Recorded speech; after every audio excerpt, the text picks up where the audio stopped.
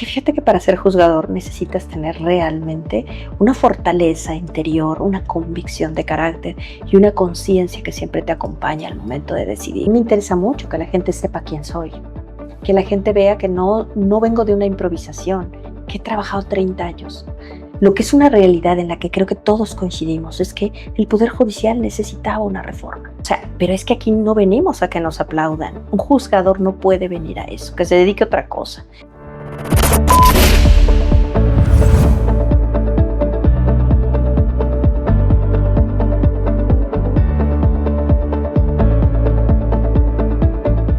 Bienvenidos a Acceso Libre. En esta, la sección Los Rostros de la Justicia. Les agradecemos mucho que nos estén siguiendo. Ya saben, cada domingo emitimos un episodio nuevo, donde tenemos la oportunidad de conocer a nuestros juzgadores. Porque si bien ya hubo una elección, pues muchas veces no nos dio tiempo de conocerlos a fondo. Y para esta emisión es muy importante conocer cómo están construidos moralmente, en valores, nuestros juzgadores. Y ellos amablemente han aceptado estos espacios y nos muestran quiénes son y cuál ha sido su trayectoria. Entonces, el día de hoy nos encontramos en la ciudad de Jalapa, Veracruz, donde nos recibe la magistrada federal Celina Abante. Celina, muchísimas gracias Hola, por Mauricio. recibirnos. Al contrario, muchas gracias por esta entrevista. A mí me llama mucho la atención de tu carrera algo. Has tenido una trayectoria impresionante dentro del poder judicial. Y ahora que yo he visto tus entrevistas pasadas, siempre has tenido una apertura muy importante a explicarle a la gente cómo es el mundo jurisdiccional. Porque entre ustedes se entienden, nosotros no los entendemos a veces. Y debo de decir que a raíz de estos últimos cambios que hubo en la manera en que se decide quiénes son nuestros juzgadores, también ha habido una mayor apertura de la cual tú has sido una parte muy importante en transmitir de una manera, no lo quiero decir amena, pero pues sí es más amena, sin tantos tecnicismos. ¿Qué te lleva a eso? Yo creo que cuando tú has construido una carrera judicial basada en el conocimiento, la experiencia, el trato con la gente, porque aun y cuando no los conozcas personalmente, fíjate, Mau, que tener un expediente enfrente te habla de la realidad de un ser humano. Es mucho más que papeles. Tú te metes a su realidad, a su problemática, te comprometes con poner todo tu conocimiento y tu visión en ese expediente. Entonces, ahora para mí es maravilloso tener la oportunidad que nos dan el órgano de administración judicial de poder tener este contacto más directo con las personas. Por las mismas formalidades que representaba la función, pues nosotros teníamos que ser distantes y seguíamos aquella máxima del juez habla por sus sentencias, pero muchas veces se quedaba ese pequeño espacio, ese vacío con la gente para poder conocernos mutuamente. Algunos quejosos, en mi caso, todos los que se han anunciado, siempre han sido recibidos por tu servidora, quien los escucha con atención. A veces me dicen, ay, magistrada, ya le quité el tiempo. No, no, señor, usted no me quita nada. Usted está aquí para que yo le haga justicia y para mí es muy importante escucharla. Eso es la inmediación judicial y es fundamental que un juzgador tenga ese contacto con la gente. Pero este razonamiento que tú expresas no proviene del día a la mañana, tiene que ver con la construcción de ser humano que es Celina Abante. Bueno, sí. ¿Quién eres? ¿De dónde vienes? ¿Dónde naciste? ¿A qué se dedicaban tus papás? ¿Y por qué lo pregunto? No es por chismoso, es porque la familia construye nuestros valores y esos valores nos acompañan durante toda la vida y nos ayudan a ejercer nuestra profesión. Entonces, Celina Avante, ¿quién eres? ¿Quién soy? Bueno, soy hija de un magistrado del fuero local del Tribunal Superior de Justicia del entonces Distrito Federal, un hombre íntegro, honesto, responsable, padre amoroso, presente y realmente ejemplo a seguir. Mi mamá, y en aquel contexto, una ama de casa presente, también amorosa, comprometida con su función, que integraron una familia que yo llamaría muy exitosa, gracias a Dios. Mis hermanos, sí, dos de ellos magistrados, otro consultor jurídico, actualmente tienen pues actividades también muy vinculadas con esta idea de la justicia que ha permeado entonces desde mi infancia como un principio fundamental de vida, a lo igual que los valores esenciales que debe tener toda persona, que para mí son, empezando por la idea de la honestidad, de la integridad, de el responder de una manera eficaz ante cualquier circunstancia que te presenta la vida con esa altísima responsabilidad, pues me dio la oportunidad de estudiar en diferentes tipos de colegios. Estuve en escuelas públicas, en escuelas privadas, tuve la oportunidad de estudiar en la Ciudad de México, que es donde yo nací, donde hice también 5 especialidades en derecho fiscal, administrativo, laboral, constitucional. Hice una maestría en derecho procesal constitucional. Después estudié en España también 2 especialidades. He tenido la oportunidad de hacer un doctorado en la universidad, de una universidad privada, no digamos nombres, Sí. de México.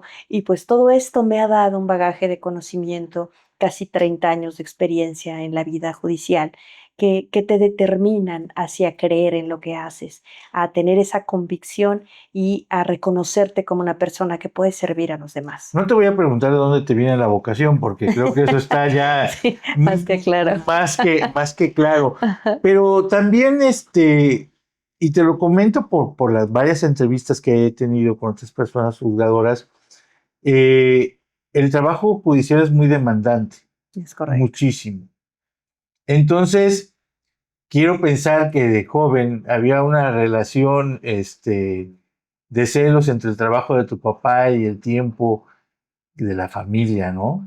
Sí, claro. De hecho, de él copié esa estructura que yo tengo hasta ahora, muy especializada para dividir nuestro tiempo. Aunque te diré que el juzgador nunca deja de ser juzgador. O sea, tú puedes estar con tu familia o incluso antes de dormir sigues meditando determinaciones judiciales, porque la función que hacemos pues, es un privilegio muy grande. Estás tocando la vida de las personas. La única parte que es triste es que tienes un límite específico, que es el expediente.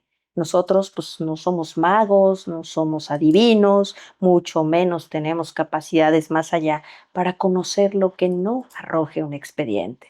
Entonces, a veces quisiéramos, ¿no?, tener todo para llegar a la verdad histórica de lo que realmente sucede en cada asunto. Desafortunadamente no es así y debemos entender esas limitaciones humanas y por lo tanto nosotros resolvemos con lo que tenemos enfrente y fuera de esa limitación, pues toda la demás en cuanto a investigación, conocimiento, experiencia, formación de nuestro equipo de trabajo, el tratar de dar cada día un poco más para que el trabajo no sea monótono, sino por el contrario, se vaya llenando de nuevas oportunidades, de nuevos conocimientos, de una nueva visión, ir evolucionando porque la sociedad es cambiante, porque existen las fuentes reales del derecho, que son lo que está sucediendo alrededor, que tiene que ver, por ejemplo, con la reforma que estamos viviendo, donde el poder judicial se transforma de manera casi absoluta y entonces tienes que tomar la decisión de adaptarte al cambio, de reintegrarte al cambio y de seguir sirviendo a tu país con la misma convicción que siempre lo has hecho. Voy un poquito para atrás, Sí. porque a mí se me hace muy importante. Cuando uno decide tomar una carrera, estudiar algo en la vida, llegas a tu facultad por primera vez y entiendes que estudiar una carrera no solo es un tema en sí, sino que tiene muchísimas subdivisiones y empiezan los primeros amores por las materias. ¿Cuál fue la materia que a ti de inicio te deslumbró y dijiste, yo quiero empezar por ahí? Fíjate que en realidad es curioso, pero te puedo decir que no hay una materia que no me haya fascinado en la carrera. O sea, tuve el privilegio de ser el primer promedio de mi generación, con un promedio de 9.99.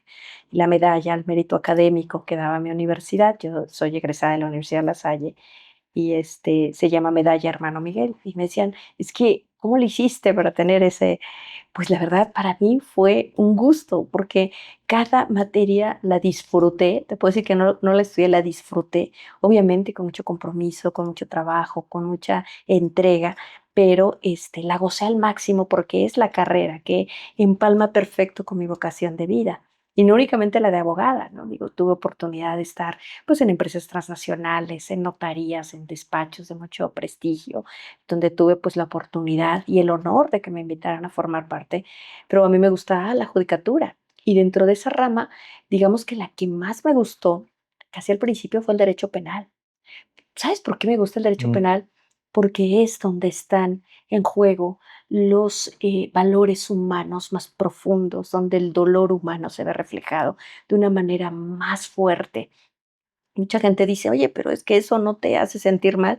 Al contrario, poder hacer justicia en ese tipo de asuntos, estar cerca del dolor de la gente y poner mi granito de arena para solucionar esa dramática realidad, me hace sentir bien, me da la oportunidad de hacer lo que está en mi mano para que esta sociedad vaya mejorando. Te digo, yo llegaba de trabajar del reclusorio Oriente.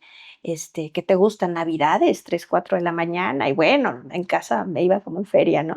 Bueno, pero ya traías el antecedente que, digo, por eso se me hace importante platicar de la Sí, familia, porque de alguna manera, aunque como hijos no nos gustara lo que hacía el perder horas de convivencia, pues sí, entendías el valor del servicio público que hacía tu papá. es correcto, pero él era Eh, civilista, imagínate, y bueno, sale la sí, hija penalista.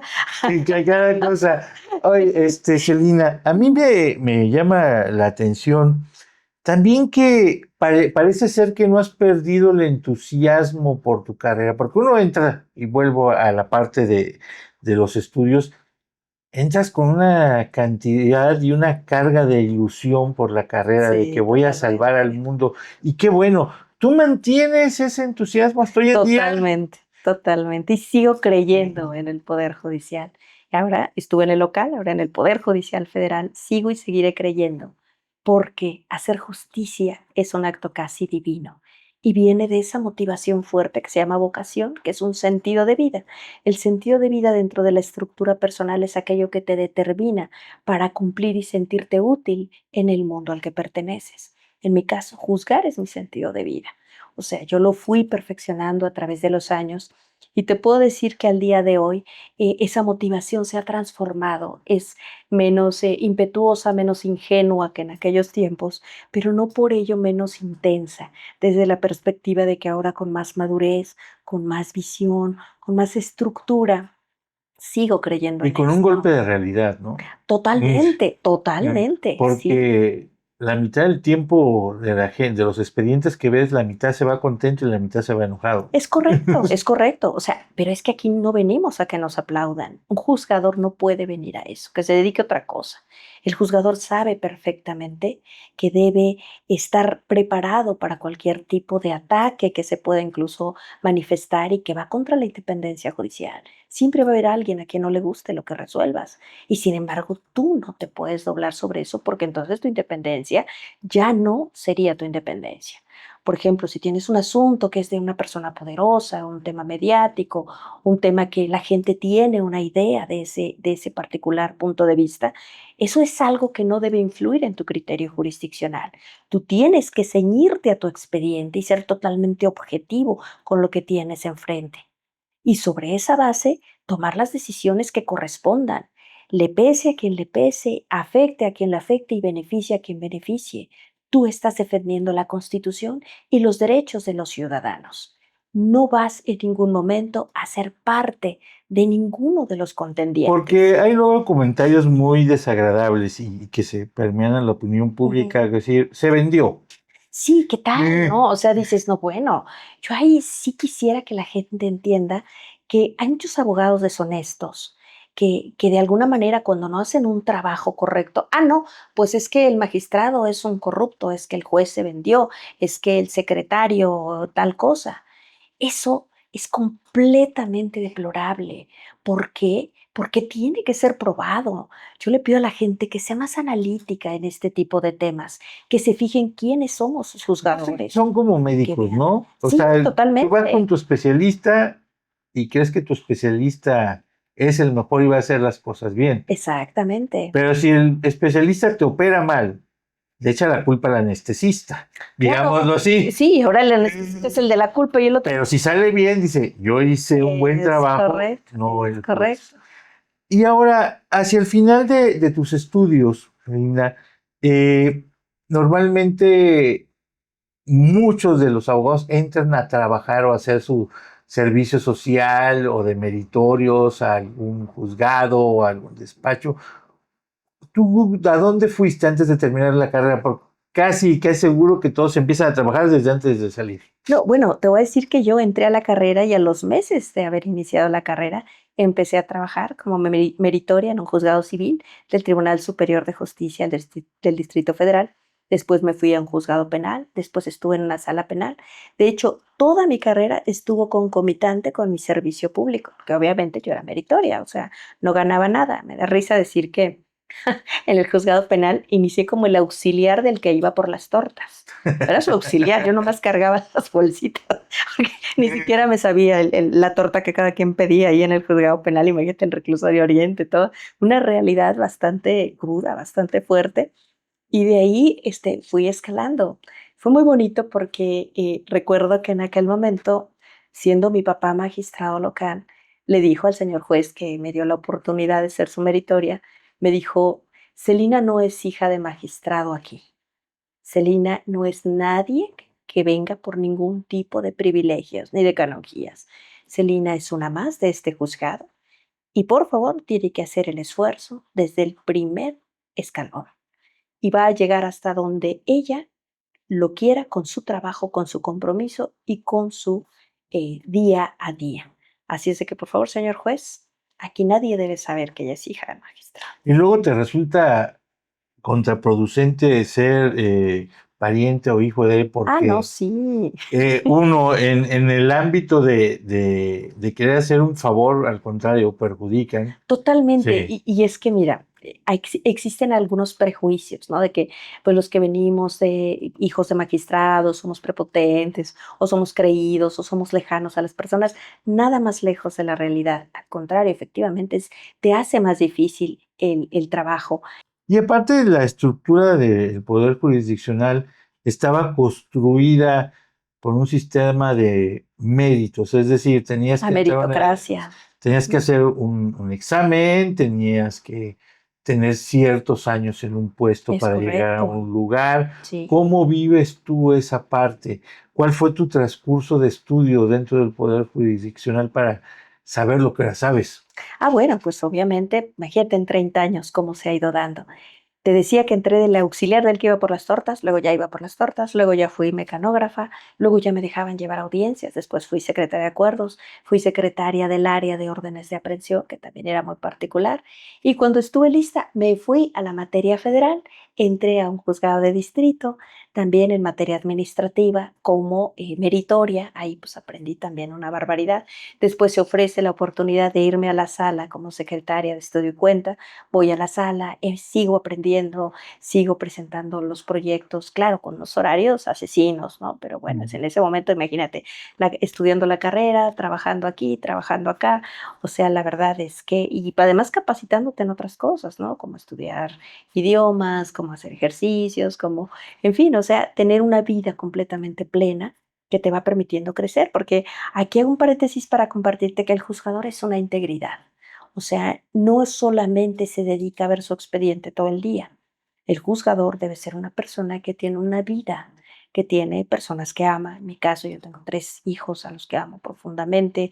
Veo por mis padres, mis hermanos, en fin, tratar de estar cerca de mi familia, que finalmente son mis raíces, y que me permiten conectar con mi aspecto más humano, para que ese aspecto también se venga a reflejar.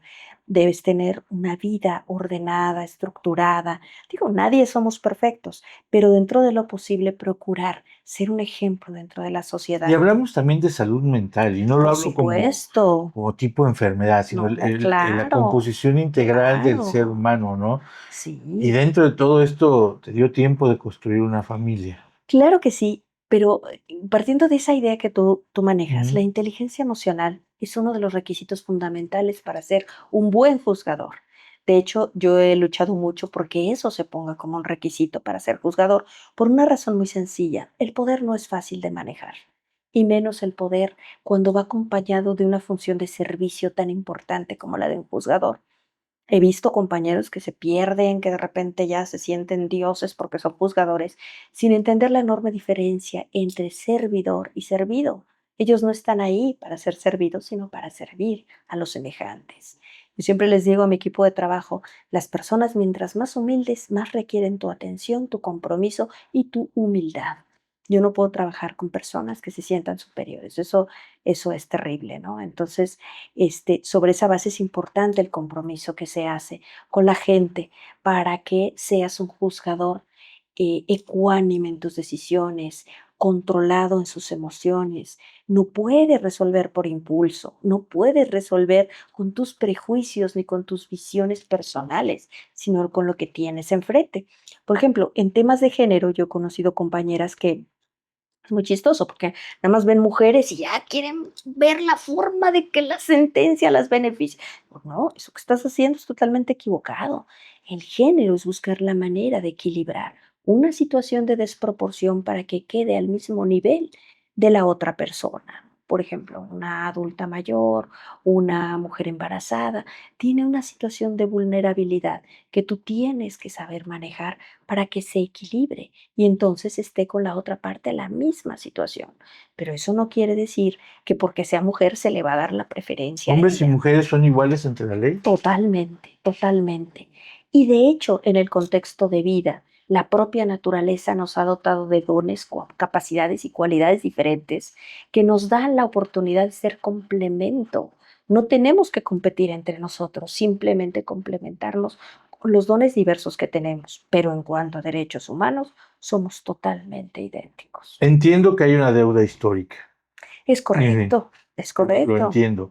Y en últimos años, meses, de repente surgen voces que dicen que se está desproporcionando las cosas. ¿Tú qué opinión tienes de Creo esto? que es verdad. El feminismo está muy bien hasta que termina de ser esa batalla por reivindicar la deuda histórica.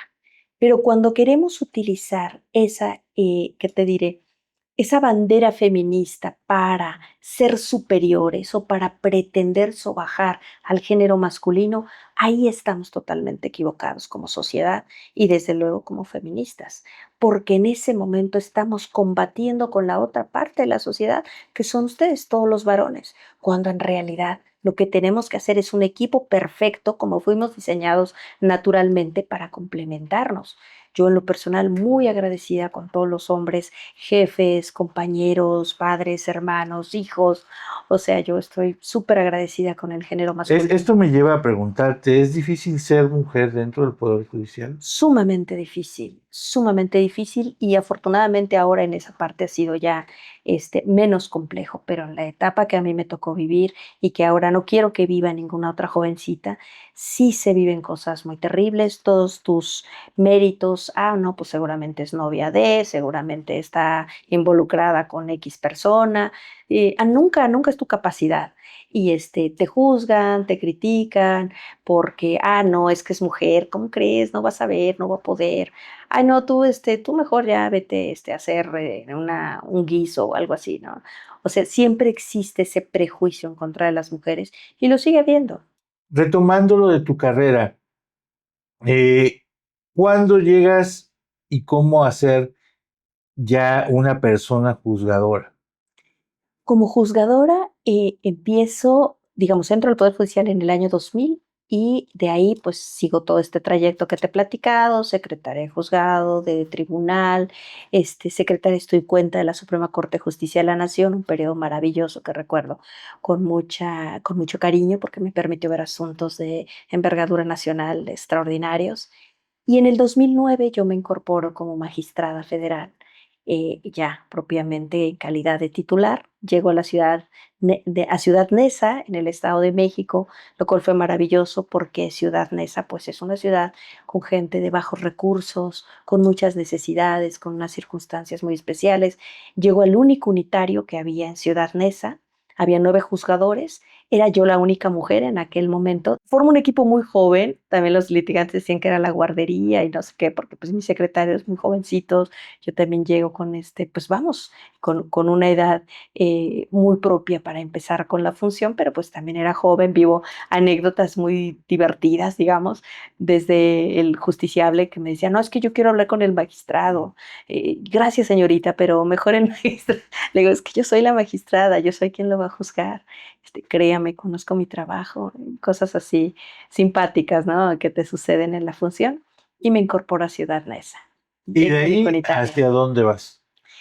En el unitario de Ciudad Neza, fíjate que muy bonito porque empezamos a subir números y los unitarios de Toluca estaban saturados completamente. Entonces, en aquel momento llegó una situación en la que ya no teníamos expedientes. Mi equipo de trabajo era feroz, o sea, trabajaban maravillosamente. Incluso implementamos un mecanismo.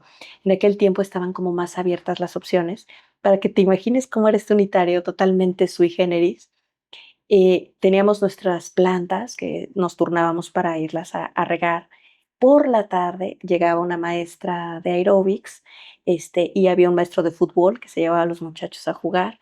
Y además de mi peculio, yo contraté una psicóloga que se encargaba, que obviamente ella nunca me daba cuenta de nadie, ¿no? O sea, y era el que quisiera. Por ejemplo, yo te decían, Mau, ¿quieres pasar con la psicóloga que contrató la magistrada fuera del horario de trabajo? Ah, no, pues sí. ¿Por qué? Porque a veces las necesidades de los trabajadores, cuando son atendidas, hacen un equipo muy exitoso. Cada mes nos reuníamos, yo hacía una carne asada o algo así, que obviamente yo la pagaba, para que vinieran con sus familias. O sea, nada de venir solos o traer alcohol, no, no, no. Era una convivencia completamente familiar que tenía un objetivo muy claro. Tú conocías a tu compañero como ser humano. Y entonces a la hora de hacer el trabajo, ya no es Juan el que no me quiere ayudar, ya es Juan el que tiene un problema personal, de enfermedad, de su familia. Voy a ayudar a Juan y Juan va a ayudar a Mauricio. Y entonces esa fue la clave que logró este éxito que te digo. ¿Por qué te platico todo esto? Porque eso fue lo que desembocó en que el Tribunal Unitario ya no tuviera propiamente asuntos. Y entonces pido audiencia con el señor ministro Silva Mesa, en aquel momento presidente de la Suprema Corte, y hago un proyecto muy específico en donde le digo, señor, es que mi tribunal necesita más trabajo. O sea, yo veo que los unitarios de Toluca se están hundiendo y mi proyecto era convertir el tribunal unitario en dual, es decir, que fuera auxiliar de los tribunales unitarios de Toluca, que era el que estaba en el circuito y el más cercano, y por otro lado, que siguiera siendo tribunal unitario de número en Ciudad Neza. Le dije, mi tribunal, señor ministro, tiene la capacidad para tener esta dualidad, incluso lo diseñé en el sistema de estadística, cómo se podría dividir, los libros de gobierno, o sea, era todo un proyecto muy armado. Ujú.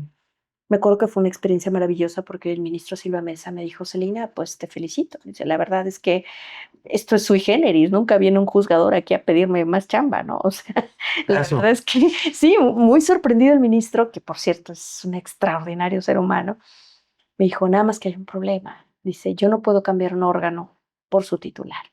Dice, o sea, realmente no todos piensan como tú. Yo sé que lo vas a sacar adelante, no me queda la menor de las dudas. Lo que sí te aseguro es que voy a ponerte donde corresponde, donde tienes que estar. Pues le agradecí al ministro y efectivamente me cambió al tribunal más atrasado de Toluca, Estado de México. Un tribunal, híjole, va, no, bueno, pues vamos a levantar esto. El asunto que lo triste es que no, lo que pasa es que afectan a todas las personas que están Por de estos supuesto. expedientes, ¿no? Pero fíjate que el error era de los titulares, porque ¿qué fue lo que sucedió? Cuando se distribuyeron nuevamente los expedientes, empezamos a escuchar. Mi querido Mao, llegamos a ser el primer tribunal en Ay, qué materia orgullo. penal de Toluca. Sí, por esos tiempos recibe un reconocimiento como una de las mejores juzgadoras, que lo recuerdo con mucho cariño, e incluso tengo todavía ahí enmarcada mi medalla, al rato te lo enseño. Ujú. Pero bueno, muy bonito porque no tanto por el reconocimiento, sino por el haber sacado adelante el órgano jurisdiccional. Pero ¿cuál fue la clave? El trabajo serio, el compromiso, el hacerlo en equipo.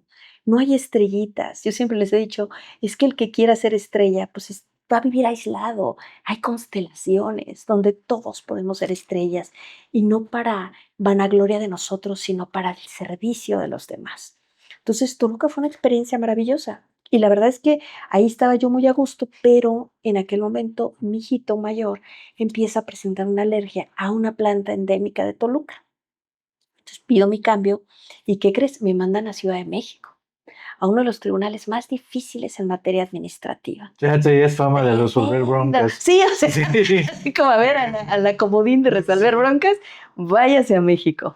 La verdad me encantó el cambio porque pues era otra materia. Yo venía de lo más difícil que hay en materia penal, que es el Estado de México, ahí Almoloya de Juárez, teníamos todos los casos de Almoloya, y ahora me cambiaban el circuito bueno, el chip administrativo, que tampoco me generaba problema porque yo fui 5 años secretaria en materia administrativa y 5 años en materia penal. Entonces eran 2 materias que dominaba, gracias a Dios.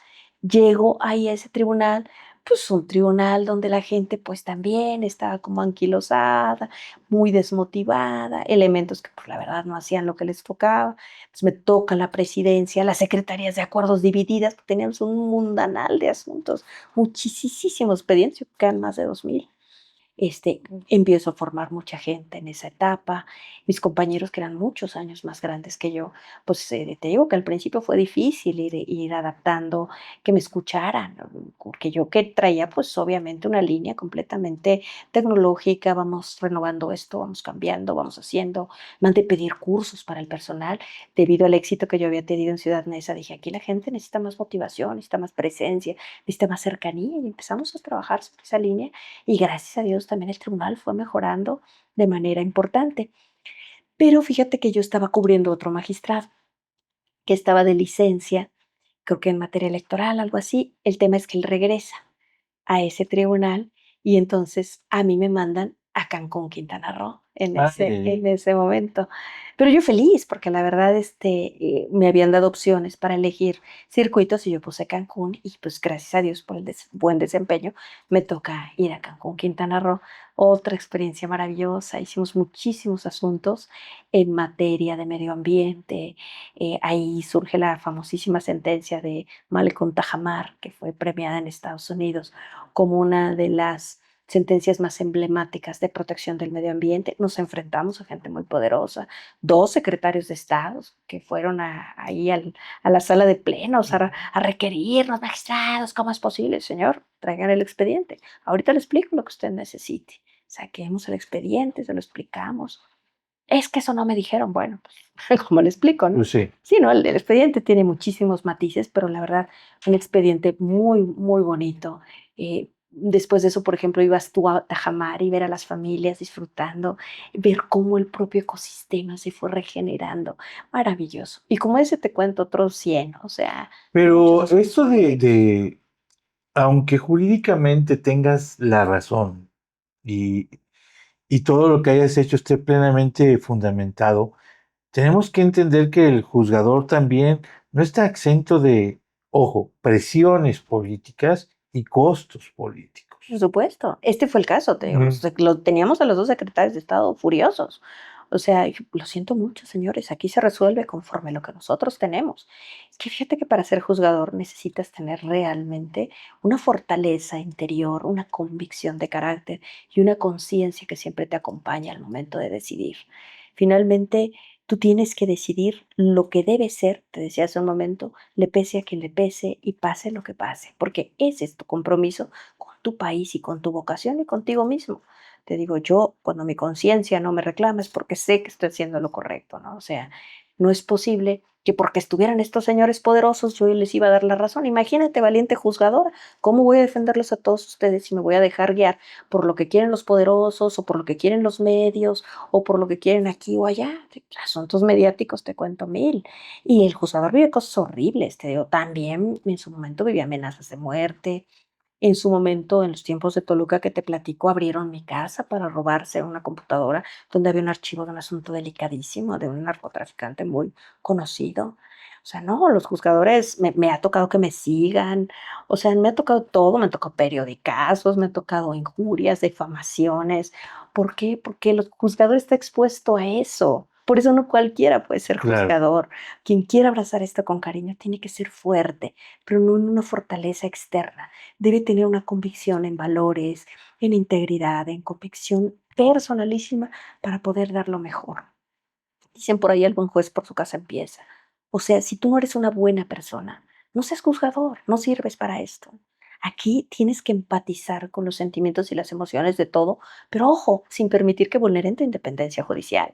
Yo no puedo decir: "Ay, pobre Mauricio, entonces todo lo voy a resolver a su favor y a ver cómo justifico". Claro que no. Ujú. Yo al contrario, te escucho, veo tu realidad, escucho a tu contraparte, veo su realidad y ahora veo lo que es mi expediente. Y sobre el expediente y lo que pude abrevar, tomo la decisión.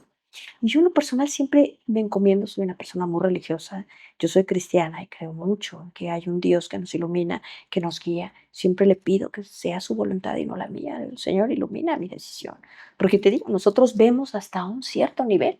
Donde se acaba el expediente, se acaba nuestra vista, ¿no? Ahí ya hay un muro. ¿Qué más pasó? ¿Qué más hay entre estas partes? No lo sé. Y tampoco lo voy a suponer, imagínate. O Claro. sea, y para tratar de justificar, no, no, no. Yo decido lo que tengo enfrente y asumo con toda la responsabilidad que me corresponde las consecuencias que a veces son, pues, ataques injustificados o injustos, ¿no? ¿Qué pasa después ya de Cancún? ¿Qué sigue para Después de ti? Cancún, me mandan justamente aquí a Jalapa, y precisamente por un asunto que se hizo muy mediático, me llaman del entonces Consejo de la Judicatura y me dicen: "Por tu seguridad", porque, pues, al parecer era un asunto que traía muchos temas, me dicen: "Como juzgador, por tu seguridad tienes que ir a otro circuito, te vamos a mandar a un buen circuito hasta ahí", ¿no? Me mandan a Jalapa y empiezo ahora en este circuito donde, actualmente me encuentro, en un tribunal auxiliar. El segundo tribunal colegiado auxiliar de la cuarta región, séptimo circuito, en donde ya voy para, pues, ¿qué será? Como unos 5 años, yo creo que ya aquí. Y llegando aquí y teniendo una carrera jurisdiccional tan amplia, resulta que te cambian las reglas del juego para seguir siendo Sí, juzgado. viene la reforma No. judicial, una coyuntura importante en el país. Fíjate, Mau, que podemos discutir mucho si fue la mejor forma o no fue la mejor forma. Lo que es una realidad en la que creo que todos coincidimos es que el Poder Judicial necesitaba una reforma. Esta lejanía con la gente, estos elementos que aunque son esporádicos, yo te puedo decir que sí existían en la institución, personas soberbias, personas lejanas. Todo esto te lo digo porque sí había elementos que con mucho respeto no merecían el honor de ser juzgadores, que fueron lejanos a la gente, que maltrataron. Seríamos muy ingenuos en pensar que no hubo elementos negativos dentro de la institución que mermaron la credibilidad y que la institución como tal se volvió completamente una isla en relación a las personas. Eso es real, totalmente real. Y que había compañeros soberbios que en su momento no estaban dispuestos a recibir a la gente, a brindarles el saludo, que ellos pensaban que ser magistrado es ser algo así como, no sé, que Mm. te gusta como un emperador romano. Nada que ver, ¿no?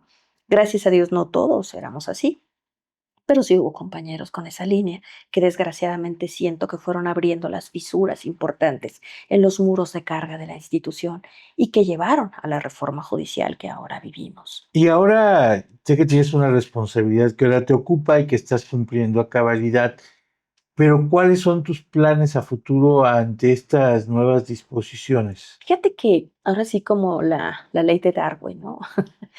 La selección de las especies sigue existiendo ahora en materia judicial. ¿De qué manera? No vas a dejar de ser quien eres en valores, en principios, en conocimiento, en experiencia.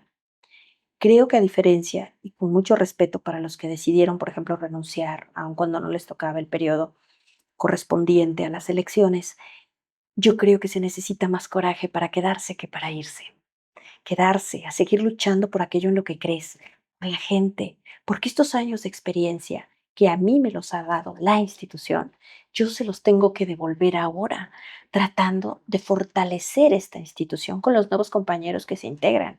Yo tengo el privilegio de integrar con dos extraordinarios compañeros en el tribunal en el que actualmente me encuentro y una de ellas viene de elecciones. Se dijo tanto y que no saben y que no sé qué. Mi experiencia personal es que la señora magistrada conoce su trabajo, lo hace con excelencia. Hemos hecho proyectos extraordinarios, estamos a punto de sacar un libro, hemos hecho un proyecto muy particular que es precisamente cercanía a la gente, en la que por un acuerdo plenario nosotros tenemos una versión pública de nuestra sesión. Y es padrísimo porque es como cuando el médico te dice, es que usted tiene eres bueno, y en español, doctor, lo mismo. Mira, Te vas a morir. asunto, exacto, no, no, así como que, es que ya no entendí, doctor, dígame qué tan grave es mi caso, ¿no? Igual aquí, nosotros después de terminar la sesión técnica, jurídica, como corresponde, les vamos a explicar a las personas los asuntos donde se protegieron derechos de una manera específica, porque cómo estuvo, desde el ABC de la situación, para que ellos comprendan el trabajo que hacemos. Estamos tratando de hacer foros con la intención de que la gente vaya a escuchar cómo vamos a explicar la sentencia en un idioma que cualquier persona pueda comprender. Porque la justicia, la verdadera justicia es tan transparente y tan clara que no necesita grandes explicaciones, solamente necesita alguien con el deseo de explicar y otro con el deseo de escuchar. Y agregando para nuestros amigos que nos ven, sentencias para ti, que es como son Exacto. estos ejercicios que fueron propuesta De nosotros, de de nosotros, de esta hecho. ponencia, agarrando Es el correcto. lenguaje que ustedes utilizan Sí, y que particularmente se me ha hecho un ejercicio muy valioso. sí, Uno que no sabe de de terminología derecho. jurídica es bastante digerible y creo que también viene una parte de educación cívica que quedó de manifiesto una oportunidad tremenda con las elecciones, porque digo, he recibido comentarios de candidatos a magistrados que les decían que se les iban a poner un poste, que si eran ministeriales, Válgame Dios. porque sí, yo entiendo que sí había una separación, pero también no había un acercamiento uno como ciudadano a conocer Exactamente. lo que debes de conocer por educación Claro, y que cívica. además lo deben conocer precisamente para votar por las personas correctas. Muchos de nosotros, incluyendo a tu servidora, vamos a estar en una boleta. Por ejemplo, a mí me interesa mucho que la gente sepa quién soy, que la gente vea que no vengo de una improvisación, que he trabajado 30 años, que sé hacer lo que hago y pedirles que sigan confiando en mí. Entonces, es importante que me conozcan. O sea, Claro. no pueden darme un voto a ciegas, ni a mí ni a nadie, ¿no? O sea, que se fijen muy bien el tipo de juzgadores que eligen para que sean gente que realmente va a defender sus derechos y que no se va a dejar intimidar ni por el poder, ni por los medios, ni por sus propios prejuicios, ni por sus ideas, ni porque alguien la difame o la injurie, sino porque tiene una firme convicción y fortaleza espiritual para defender la Constitución. A 30 años de carrera, habiendo recibido amenazas, habiendo Uy, tenido cargas de sí, trabajo, lo que hablabas de injurias, horas que no estás con tu familia, sí, ¿dirías que ha valido la pena? sí, Mauricio, ha valido muchísimo la pena y le sigue valiendo, porque es muy bonito ver a tus hijos a los ojos y decirles, tu mamá es una persona que ha dedicado su vida a servir a los demás, a hacer el bien y a hacer justicia. Y eso predica con el ejemplo. No le dices, sé un buen ciudadano. Dices, mírame y te invito a que seas como yo o mejor. Predica con el ejemplo. El ejemplo aplasta. Eso ¿Qué es. mensaje le darías a nuestra audiencia con toda la experiencia que tienes? Porque has de tener consejos valiosísimos. Yo sé que Híjole. nadie queremos terminar en el Poder Judicial por un problema, pero sí hay, digamos, como que cosas que nos pueden ayudar. En tu experiencia, ¿qué consejo le darías a tu audiencia? Yo les diría que se acerquen al Poder Judicial Federal, conozcan a sus juzgadores. Cada problemática que ustedes viven está sometida a un ser humano como ustedes, que también siente, que también vive y que puede empatizar con una problemática real. Desde luego, asegúrense de tener abogados que sean capacitados o, en su caso, que sean materias donde opera la suplencia, que es aquellos casos en los que nosotros podemos entrar de primera mano para defender sus derechos. Y en las materias en las que no, asegúrense de tener buenos abogados y que no les digan que los magistrados se vendieron o que los magistrados son los malvados o que el secretario está pidiendo dinero, que se los acrediten. Porque créanme, el 90% al menos de los juzgadores que estamos actualmente en la función. Somos gente honorable y estamos sujetos a que ustedes nos conozcan. Los invito a que se acerquen a la institución, a que vayan a nuestros foros, a que lean nuestras sentencias, a que se conecten a nuestras sesiones, para que vean lo que hacemos todos los días, porque todo lo que hacemos es por ustedes y por México. Muchísimas Al gracias. contrario, Ahora no, tenemos que gracias. decir, Celina, vamos avante. Claro, siempre avante con la Muchis- iluminación divina. Muchísimas gracias por este Al tiempo que nos contrario. no será la última plática, esperemos tener Esperemos más que no. pláticas adelante. Mucha suerte con el Muchas proyecto de gracias. sentencias para ti. Sí, hoy tenemos ahí un foro. Que vamos a tener ¿cierto? amigos de Acceso Libre. Estas transmisiones la pueden ver en Acceso Libre Oficial en YouTube y también distribuimos short de estos contenidos y de estas entrevistas. ¿Para qué? Para que tengamos una cultura cívica que nos lleve a tomar las mejores decisiones informadas y sobre todo votar con personas con valores, como es el caso del día de hoy.